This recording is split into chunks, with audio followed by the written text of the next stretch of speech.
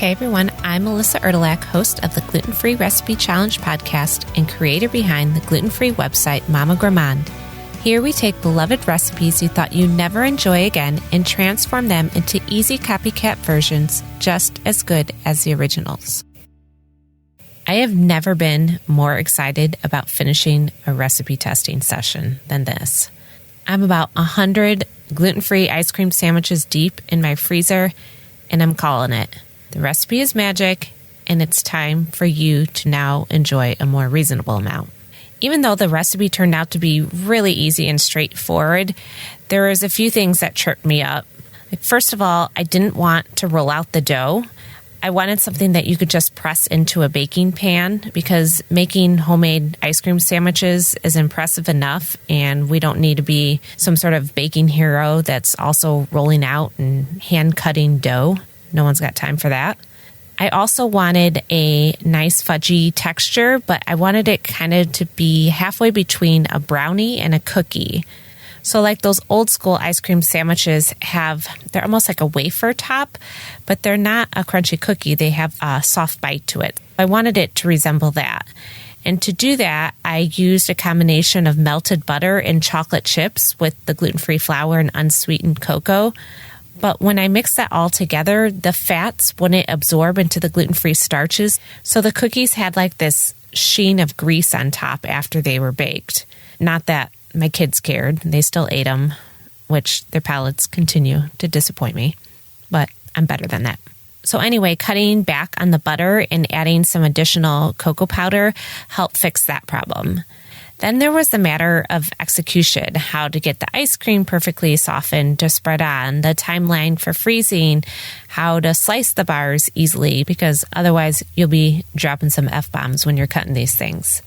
But it all finally came to fruition. It's time to share the magic formula.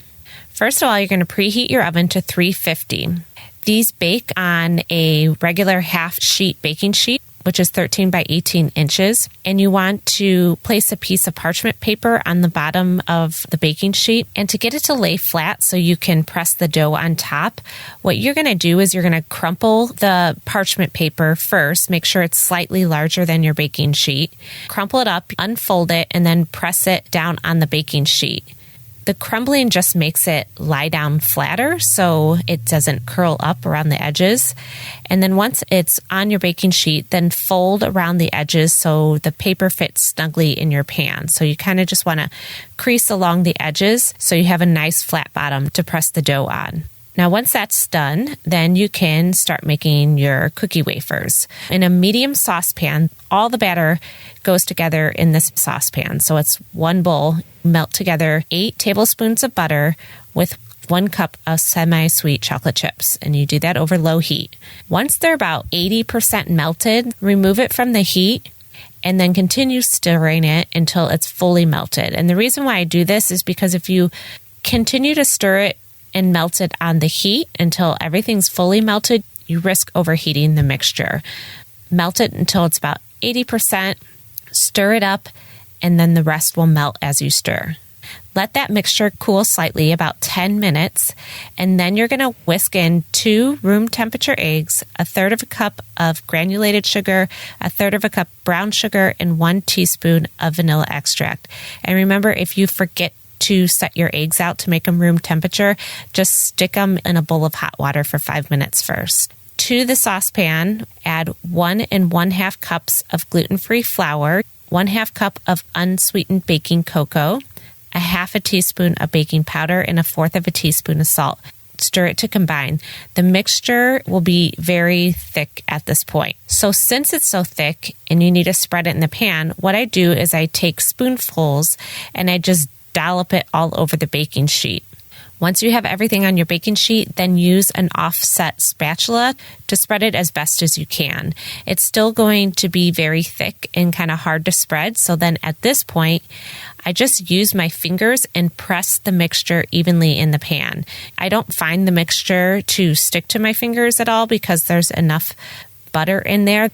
Press the mixture evenly in the pan, going all the way to the edges. And then once it's pressed, just kind of flatten it out with your hand to make sure it's an even layer so you have uniform thickness throughout. Place the bars in the oven. And once you do that, you're going to take your ice cream, move it from the freezer to the fridge. And this just softens the ice cream so it's easy to spread on the bars later. The reason I don't put the ice cream at room temperature to soften is because then the outer edges get liquidy while the inside is still hard as a rock. If you move your ice cream to the fridge to soften, it softens throughout the mixture and makes it easier to spread. Bake the bars for 12 to 13 minutes, and you want to rotate the pan halfway through. It'll be done when the bars kind of lose their glossiness.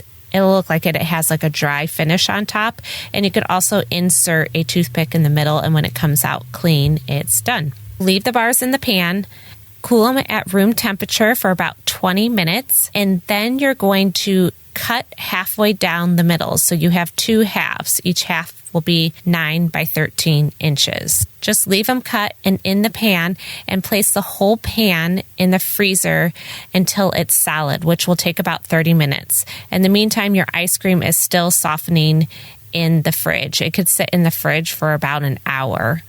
After the bars have frozen, take the ice cream from the refrigerator and transfer it to a large bowl and then stir it up so it's a uniform softened mixture. And this just makes it easier to spread on the bars. If you have some sections that are more frozen than others, then it makes it one uniform consistency.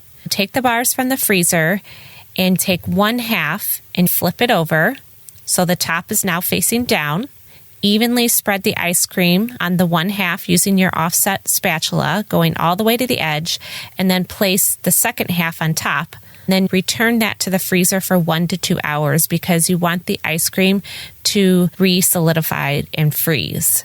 That's the entire process for making the ice cream bars. Even though there's some time involved with cooling and freezing, it's pretty straightforward and easy. You mix everything together in one bowl, spread it on, freeze it, and you're done. Cutting the bars is actually the toughest part of the recipe. To do this easily, what you want to do is run your faucet so the tap water is really, really hot as it can go. Use a large-ass knife, the biggest fucking knife that you have, and run the knife through the hot water. Once the knife is hot, then wipe it dry with a towel and then cut the bars. The hot knife slices through the bars easier, so you don't have to feel like you just finished a CrossFit workout. And just keep doing that, running the knife through the hot water, wiping it dry as you cut it. And one important thing that I want to add is before I start cutting the bars, I score the lines first. So this makes 12 ice cream sandwiches. You're going to want to score, make little lines on the top of it, so you have 12 4-inch by 1 3/4 inch bars. If you want to get out your ruler, go ahead, but you should be able to figure it out without it. Just make a 4x3 grid and you're good to go. If you're not going to serve these right away, I wrap each bar individually in plastic wrap and then just stick them in a Ziploc freezer bag and freeze them until you're ready to serve. Every time I made them, I did something different. Here are some other options of how you could snazz it up. You could use softened vanilla ice cream and then stir in crushed gluten-free Oreos for cookies and cream. I've used other ice cream flavors such as mint chocolate chip, strawberry. You could do butter pecan or peanut butter cup. Just make sure if you're choosing other ice cream flavors that you read the label before and make sure that it is gluten-free ice cream. You could also do chocolate dipped ice cream bars. Prepare the recipe just as I directed. You would freeze the bars after they've been cut until they're solid, and then melt together 2 cups of chocolate chips with 2.5 tablespoons of oil, and use a fork to dip the frozen ice cream sandwiches into the chocolate, and then just place them on a parchment-lined baking sheet. But that's next level stuff, and I'll be super impressed if you do that. And then the other thing you could do is you could use the same technique to make gluten-free chocolate chip cookie sandwiches. So you would make the gluten-free chocolate chip cookies, and I have a recipe I could link to on the show notes. Freeze the cookies and then spread on the softened ice cream and then freeze again until it's solid. Okay, so remember, you could always find the full printable recipe on the show notes page. And to get to that, just click on the link provided in whatever podcast app you're listening on, or you could go to my recipe website, which is mamagourmand.com, and click on the podcast tab.